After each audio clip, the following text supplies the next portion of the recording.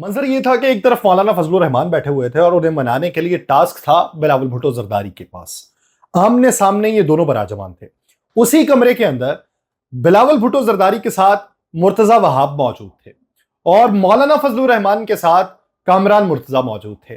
جب یہ باتیں ہو رہی تھیں، کہا یہ جاتا ہے کہ سب سے پہلے جب منانے کی کوششیں کی گئیں تو ان کوششوں میں سب سے پہلے جب مسودہ مانگا گیا تو مسودہ جب پہنچایا گیا تو اس کے 1.5 گھنٹے بعد ہی بلاول بھٹو زرداری آ گئے. آپ سب پر سلامتی ہوں، میں یاسر رشید ہوں اور آپ میرا ویلاگ دیکھ رہے ہیں. ناظرین، آج کے دن بلاول بھٹو زرداری نے ایک وار کیا ہے جمعیت علماء اسلام فے کے اوپر، اور مجھے یہ لگتا ہے کہ یہ کہیں نہ کہیں پہ جمعیت علماء اسلام فے کو چبھے گا.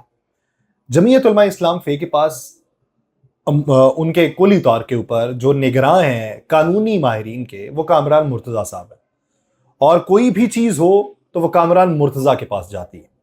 کوئی آئینی معاملہ، قانونی معاملہ، وہ کامران مرتضی کے پاس جائے گا، اور سینیٹر کامران مرتضی اگر اس کو اوکے کرتے ہیں تو پھر وہ کام آگے بڑھے گا، نہیں کرتے تو پھر نہیں ہوگا. پیپلز پارٹی کو اگر آپ دیکھیں تو پیپلز پارٹی کے پاس نیر بخاری صاحب بھی ہیں. پیپلز پارٹی کے پاس بڑے بڑے جو وکلاء ہیں، جن میں رضا ربانی صاحب ہیں، اعتزاز احسن صاحب ہیں، ان کے پاس اور بہت سارے لوگ ہیں، وہ ان کی نمائندگی کروا لیتے ہیں. لیکن اگر آپ دیکھیں جمعیت علماء اسلام فے کو تو وہ ان کے ایک ہی ہیں جو ہر کیس میں جا کے کامران مرتضی صاحب جمعیت کے کیس میں پیش ہوتے ہیں. اب جب یہ باتیں ہو رہی تھیں، کامران مرتضی صاحب خود اس کو کوٹ کرتے ہیں. پہلے وہ سن لیں کہ کامران مرتضی صاحب کیا کوٹ کرتے ہیں، پھر اس کا جواب بھی دوں گا کہ بلاول بھٹو صاحب نے کامران مرتضی کے بارے میں کیا کہا ہے، اور پھر یہ جو چیزیں ہیں یہ آنے والے دنوں میں ڈیولپ کیسے ہو رہی ہیں. کامران مرتضی صاحب کہتے ہیں کہ پے در پے لوگ آ رہے تھے اور آ کے حمایت مانگ رہے تھے. ہم نے کہا کہ ہمیں مسودہ تو دیں، اور انہوں نے کہا جی کہ رات کے 10 بج گئے، ہمارے پاس کوئی مسودہ نہ آیا. اور پھر رات کے 10 بجے کے بعد ہمیں جو مسودہ دیا جاتا ہے، مولانا مجھے بلاتے ہیں اور مولانا وہ مسودہ مجھے دیتے ہیں اور کہتے ہیں کہ ان کو پڑھیں، اس کو کلی طور پہ پڑھیں، ریڈ کریں اور پھر بتائیں کہ اس کے اندر کیا ہے. کہتے ہیں میں وہ مسودہ لیتا ہوں، ہم بیٹھ کے پڑھنا شروع کر دیتے ہیں. وہ مسودہ جو تھا وہ طویل تھا، اور ان کے مطابق وہ مسودہ تقریباً جو ہے 29 صفحات کے اوپر تھا. اب وہ مسودے کو وہ پڑھنا شروع کرتے ہیں، کہتے ہیں 1.5 گھنٹہ گزرتا ہے تو اسی دوران پتہ چلتا ہے کہ بلاول بھٹو زرداری صاحب ملنے کے لیے آئے. کہتے ہیں جی ابھی ہم نے ایک آرٹیکل کے اوپر ہم اٹکے ہوئے تھے، جس آرٹیکل کے تحت سیولینز کے جو ٹرائل تھے وہ ملٹری کورٹس کے اندر ہونا تھے، یعنی انہیں ملٹری کی حراست میں دے کے ان کے وہاں پہ ٹرائل ہو سکتے تھے، اور ہم دیدے پھاڑ کے اس کو پڑھ رہے تھے کہ یہ کیا امینڈمنٹ ہے جو ان کی طرف سے تجویز ہے. کہتے ہیں کہ جب بلاول بھٹو زرداری صاحب آئے تو انہوں نے آ کے جب بات چیت کی ہے تو اسی بات چیت میں ہم نے ان سے یہ پوچھا کہ کیا بلاول صاحب آپ نے یہ پڑھا ہے، یہ ملٹری حراست والا اور ملٹری ٹرائلز والا سیولین کا؟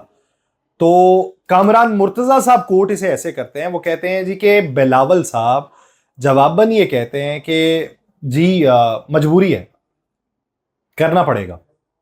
تو یہ وہ کوٹ کرتے ہیں بلاول بھٹو زرداری صاحب کے بارے میں. وہ کہتے ہیں کہ مولانا بھی پریشان ہوئے کہ یہ کیا ہے.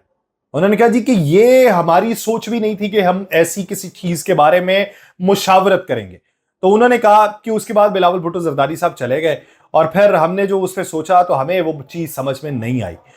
آج بلاول بھٹو زرداری صاحب نے جو ایک بات کی، انہوں نے کہا جی کہ مجھے کامران مرتضی کے ماضی کا نہیں پتا، لیکن یہ ٹوٹلی جو ہے مس کوڈڈ ہے، یعنی مس کمیونیکیشن ہے. اور کلیئرلی یہ مس کمیونیکیشن ہے. وہ اس لیے کہ نہ کوئی خوف تھا، نہ کوئی دباؤ تھا، نہ کوئی مجبوری تھی. اب جب بلاول بھٹو زرداری صاحب کامران مرتضی صاحب کے بارے میں یہ بات کر چکے ہیں کہ مجھے ان کے ماضی کا نہیں، تو ماضی سے مراد جب آپ نے کسی کو بات کی ہے تو اس کا مطلب یہ کہ آپ نے اس کے اوپر کوسچن مارک لگایا کہ اس کا ماضی کیا تھا. مجھے نہیں پتا کہ وہ کیا ہے، کدھر سے آیا ہے، کیا باتیں کرتا ہے، ماضی میں کس کے ساتھ تھا. تو یہ بات جب ان کی طرف سے کی گئی ہے تو یہ کہیں نہ کہیں پہ جمعیت علماء اسلام فے کو ناگوار گزرے گی، اس لیے کہ کامران مرتضی کی قانونی رائے جمعیت کے اندر قابل احترام ہے. انہی کی قانونی رائے کو لے کے کیس فائل کیے جاتے ہیں، انہی کی قانونی رائے کو لے کے اپنا نیریٹو بنایا جاتا ہے قانونی طور پہ. اب اگر ان کے بارے میں بلاول بھٹو زرداری صاحب یہ بات کر چکے ہیں تو پھر مسئلہ جو ہے وہ پاکستان پیپلز پارٹی کا پھر منانے میں پڑے گا، کیونکہ پاکستان پیپلز پارٹی ابھی کوشش کر رہی ہے دوبارہ مولانا سے بات کرنے میں. لیکن جب بلاول بھٹو صاحب یہ کہہ چکے ہیں کہ نہ کوئی ڈر، نہ کوئی خوف، نہ کوئی دباؤ، نہ کوئی مجبوری، تو اس کا مطلب یہ کہ دانستہ طور پہ پاکستان پیپلز پارٹی بھی یہ چاہتی ہے کہ سیولینز کے جو ٹرائل ہیں وہ ملٹری کورٹس کے اندر چلے اور ملٹری ان کے ٹرائل ہوں اور ملٹری کی وہ تحویل کے اندر ہوں. تو یہ پاکستان پیپلز پارٹی کا بھی سٹینس ہے. پھر تو یہ بات واضح ہو چکی آج بلاول بھٹو زرداری صاحب کے اس بیان کے بعد. تو اب دیکھیے کہ یہ اونٹ کس کروٹ بیٹھتا ہے. دوسری طرف جو پنجاب کے اندر جلسہ کرنا ہے، اب ایک بات تو جو بیان دیا تھا انہوں نے کہ ہم لاؤ لشکر لے کے آئیں گے، ہم بینڈ باجا بارات لے کے آئیں گے، جو بات علی امین گنڈاپور نے کی تھی. تو کل کے دن خواجہ آصف صاحب نے یہ کہہ دیا پرسوں کے دن کہ آپ نے 15 دن کا کہا تھا، دھمکی دیے، تو آپ کی دھمکی کو 10 دن گزر گئے، 5 دن باقی ہیں، انتظار ہو رہا ہے. تو ان کی طرف سے جب یہ باتیں، تو پھر لاہور کے جلسے کے حوالے سے ابھی تک پرمیشن نہیں ملی. اور عدالت کے اندر جو کیس تھا، عدالت نے وہ کیس جو ہے وہ لارجر بینچ کو بھجوا دیا کہ لارجر بینچ جو ہے وہ اس کے اوپر سماعت کرے. تو کہا یہ جاتا ہے کہ کل مائٹ بھی جو ہے فل کورٹ جو ہے وہ اس کے اوپر سماعت کرے گا. اور یہ درخواست عالیہ حمزہ صاحبہ کی طرف سے دی گئی ہوئی، اب اس کے اوپر سماعت کی جائے گی اور کل کا دن اہم ہے. لیکن جو گزشتہ کل ہے اس میں ہم نے یہ دیکھا کہ لاہور کی مختلف جو بڑی سوسائٹیز ہیں وہاں پر ایک وقت میں مقامی تھانے کی 3 سے 4 گاڑیاں موجود رہیں، جو گھنٹے سے 1.5 گھنٹے تک مختلف بڑی چوکوں کے اندر موجود رہی ہیں، اور بڑے چوکوں میں ان کی موجودگی کے 1.5 گھنٹے بعد وہاں سے وہ چلے گئے. اب وہ کارروائی کیا کرنا چاہتے ہیں کہ جو پاکستان تحریک انصاف کے رہنما ہیں، جو سرگرم ہیں، جو کارکنان کو متحرک کر رہے ہیں، جو ان کو منظم کر رہے ہیں، ان کی گرفتاری عمل میں لائی جائے اور اس کو بنیادی بنائی جائے کہ اسلام آباد میں کیے گئے جلسے میں انہوں نے ایس او پی کی خلاف ورزی کی تھی. لیکن اس ضمن کے اندر کل کے فیصلے کو مشروط کیا جا رہا ہے کہ کل کے فیصلے کے بعد پاکستان تحریک انصاف اپنی اگلی حکمت عملی کا جو اعلان کرے گی.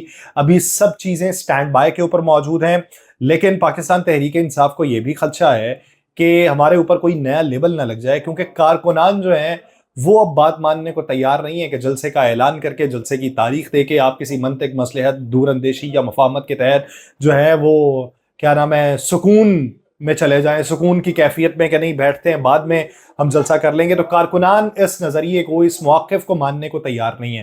اب کل کے دن انہیں یہ امید ہے کہ لاہور ہائی کورٹ سے ان کے حق میں فیصلہ آ جائے گا اور اسی فیصلے کو لے کے آگے بڑھیں گے. اور دوسرا یہ کہ اسی بیچ میں وہ مولانا سے بھی رابطے کے اندر موجود ہیں کہ مولانا بھی جب اس موقف میں ان کے ساتھ ہیں تو مولانا اور آگے بڑھیں اور جلسے کے اندر اگر ان کی شرکت ہو جائے تو وہ اور بہتری کی طرف راستہ ہوگا اور اس سے اپوزیشن کے موقف کو تائید ملے گی اور مضبوطی ملے گی. دیکھیے کہ کل کا دن جو ہے وہ کس حد تک اہمیت رکھتا ہے. مجھے دیجیے اجازت، اللہ نگہبان.